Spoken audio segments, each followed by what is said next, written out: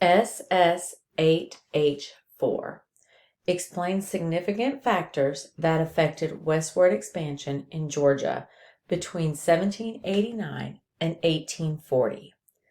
Element B, evaluate the impact of the land policies pursued by Georgia, include the headright system, the land lotteries, and the Yazoo land fraud. Our learning target, I will explain the land policies. Georgia claimed land all the way to the Mississippi River after the Revolutionary War. Georgia leaders and citizens felt that land ownership was important, but how to give out the land was the issue. So they came up with some land policies. Let's start with the headright system. It started out that the veterans of the Revolutionary War received land, but it was expanded to include white men over 21. In this land policy, the head of the house, usually a white male over 21, received 200 acres of land. Those with a family or enslaved people received more land. It ended when too many people wanted land and there just wasn't enough land. Remember, during this time, Georgia stretched through present-day Alabama and Mississippi. Our next land policy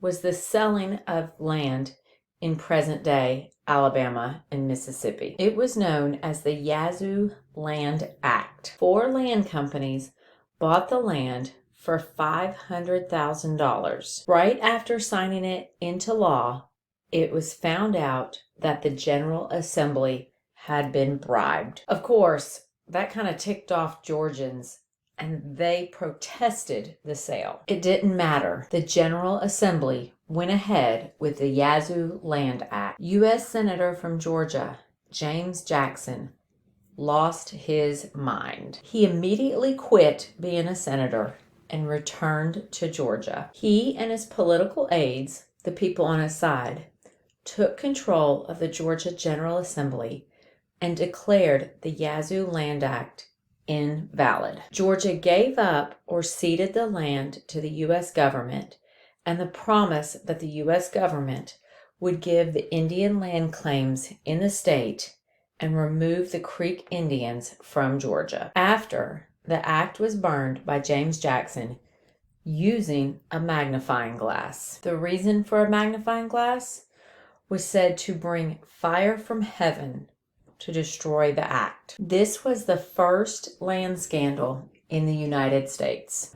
Our final land policy was the land lottery system. It is just like a lottery today, but instead of winning money, you win land. There were 8 lotteries with a chance of winning land for pennies. To join in, you had to submit your name and pay for a ticket. On the day of the lottery, one bin had participants' names, the other bin had plots of land. Your name could be entered more than once based on things like age, marital status, and war service. The land policy gave away 3/4 of Georgia's land to 100,000 families.